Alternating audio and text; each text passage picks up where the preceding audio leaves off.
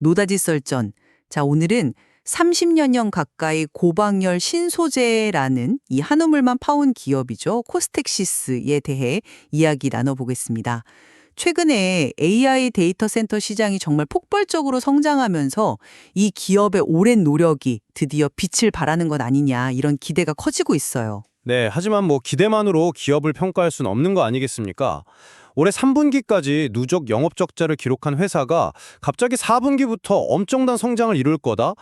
이 전망을 과연 얼마나 신뢰할 수 있을까요? 이게 정말 오랜 기다림의 결실인지 아니면 좀 과도한 기대가 섞인 희망회로인지 냉정하게 한번 따져봐야 합니다. 그렇죠. 그래서 오늘 저희가 던질 핵심 질문은 바로 이겁니다. 코스텍시스는 과연 AI 데이터 센터 시장의 판도를 바꿀 핵심 공급사로 자리매김하면서 장기적인 성장 궤도에 오를 것인가? 저는 오랜 기간 쌓아온 그 기술적 혜자하고 원가 경쟁력을 바탕으로 이 거대하게 열리는 데이터 센터 시장의 핵심 플레이어가 될 거라고 봅니다. 저는 생각이 조금 다릅니다. 단 하나의 고객사에 대한 그 과도한 의존도 그리고 너무나도 막강한 경쟁사의 존재를 생각하면 아직 장밋빛 미래를 이야기하기엔 글쎄요, 너무 이르다고 생각해요. 넘어야 할 산이 꽤 많아 보입니다. 좋습니다. 그럼 첫 번째 쟁점부터 바로 들어가 보죠. 코스텍시스의 성장 잠재력, 과연 이게 실체가 있는가 하는 문제입니다. 저는 지금 새로운 시대의 문이 열렸다, 이렇게 표현하고 싶어요. 지금 AI 데이터 센터의 성패는요, 단순히 연선 능력이 아니라 그 엄청난 연산에서 나오는 열을 얼마나 잘 식히느냐에 달려 있거든요. 네, 그렇죠. 이게 그냥 온도를 낮추는 차원의 문제가 아니라 데이터 센터의 생존과 수익성을 결정하는 핵심 과제가 된 겁니다. 바로 여기서 코스텍시스의 기회가 시작되는 거죠. 네, 시장이 커지고 있다는 점에는 저도 동의합니다. 하지만 그 기회가 정말 코스텍시스의 것이 될지는 그건 또 다른 문제죠. 미래의 청사진을 그리기 전에 이 회사의 과거와 현재를 좀 봐야 합니다. 30년 업력이라고 하셨는데 올해 3분기까지 누적 매출이 95억 원, 영업이익은 심지어 마이너스 10억 원, 적자 상태입니다. 이 미래의 가능성만으로 현재의 부진을 다 덮을 수는 없지 않을까요? 바로 그 지점이 변곡점이라는 가장 강력한 증거예요. 3분기가 실적의 바닥이었고 4분기부터는 완전히 다른 이야기가 펼쳐집니다. AI 데이터 센터형 신규 매출이 본격적으로 반영되면서 매출은 3분기에 2배 이상, 영업이익은 10억 원 이상으로 흑자 전환이 거의 확실시되고 있어요. 이건 그냥 희망 섞인 예측이 아니라 이미 글로벌 최상위 고객사와 체결한 600억 원 규모의 계약에 기반한 눈에 보이는 변화입니다. 확실시 된다는 그 말씀이 저는 가장 불안하게 들리네요. 결국 그 600억 원짜리 계약 하나에 모든 희망을 걸고 있는 거 아닌가요? 만약에 그 고객사의 데이터 센터 증설 계획이 단 1%라도 틀어지거나 지연되면 어떻게 되는 겁니까? 더 큰 문제는요, 이 계약을 따내기 위해서 이미 엄청난 투자를 했다는 점입니다.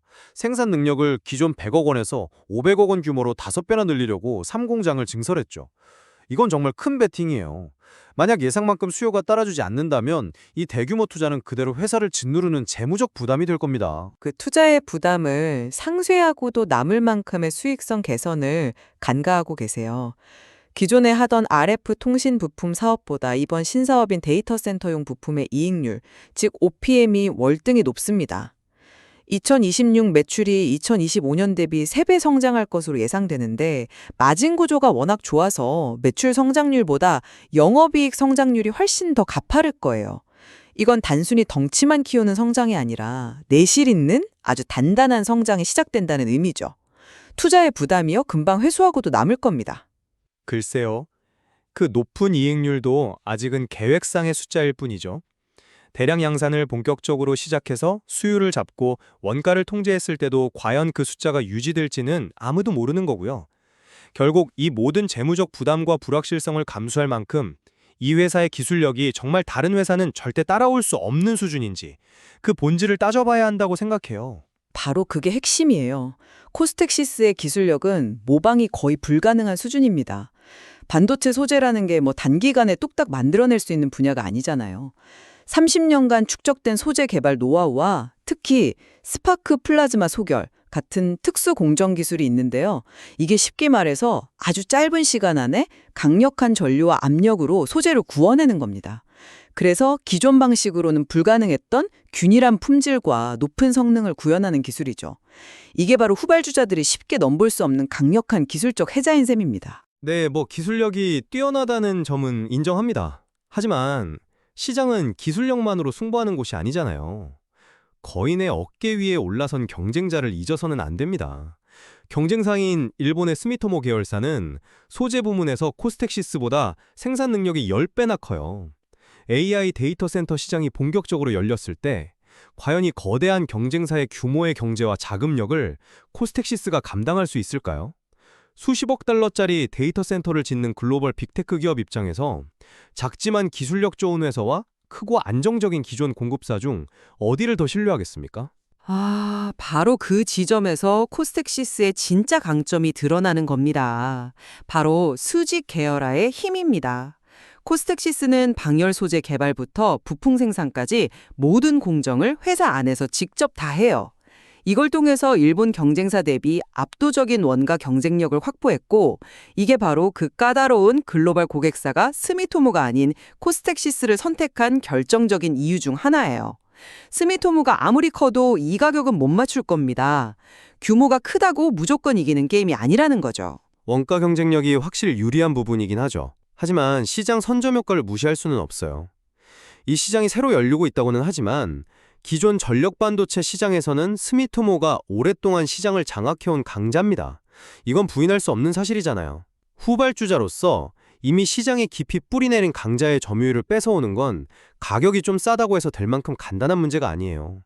고객사 입장에서는 공급사를 바꾸는 데에도 상당한 비용과 위험이 따르니까요. 설비의 차이도 아주 중요합니다. 경쟁사는 범용 설비를 사용하는 반면 코스텍시스는 전력 반도체 부품 생산에 완전히 특화된 설비를 자체적으로 개발해서 보유하고 있어요. 이건 단순히 원가를 낮추는 걸 넘어서 생산 효율과 품질 면에서도 근본적인 우위에 설 수 있다는 의미입니다. 고객사가 단순히 가격만 보고 업체를 선정하지는 않았을 거예요. 6년이나 함께 개발하면서 기술력과 품질을 철저하게 검증했겠죠. 그 특화 설비가 강점일 수는 있지만 고객사의 전략도 고려해야죠. 데이터 센터 같은 핵심 산업의 글로벌 기업들은 공급망 안정을 위해서 단일 공급사, 소위 솔벤더에게 100% 물량을 의존하는 위험을 절대 감수하지 않아요.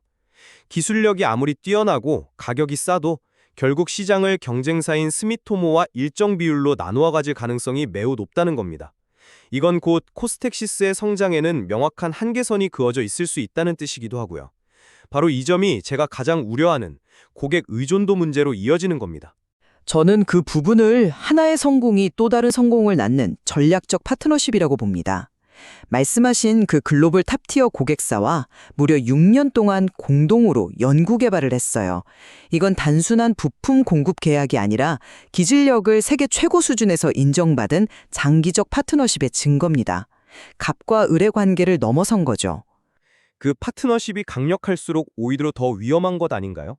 저는 그걸 모든 달걀을 한 바구니에 담았다고 표현하고 싶습니다. 당장 2025년의 모든 성장이 단 하나의 고객사에 전적으로 달려있다는 점, 이게 가장 큰 리스크입니다. 그 고객사가 재채기하면 코스텍시스는 독감에 걸리는 구조잖아요. 만약 그 회사의 계획이 조금이라도 틀어진다면 코스텍시스의 성장 계획 전체가 뿌리부터 흔들릴 수 있어요. 이건 파트너십이 아니라 위험한 외줄타기처럼 보입니다. 오히려 그 파트너십 덕분에 성장의 불확실성이 크게 낮아지는 효과가 있어요. 당장 확보한 이 고객사 물량만으로도 2025년 매출 목표인 150억 원은 충분히 달성 가능해요. 이건 뜬구름 잡는 이야기가 아니라 이미 확보된 계산이 가능한 성장이라는 뜻이죠. 그리고 이 첫 번째 성공 사례는 최고의 영업사원이 되어줄 겁니다. 이미 다른 여러 글로벌 기업들과 접촉하며 샘플을 공급하고 있는데 세계 최고 기업과의 성공적인 양산 레퍼런스만큼 확실한 보증 수표가 어디 있겠어요.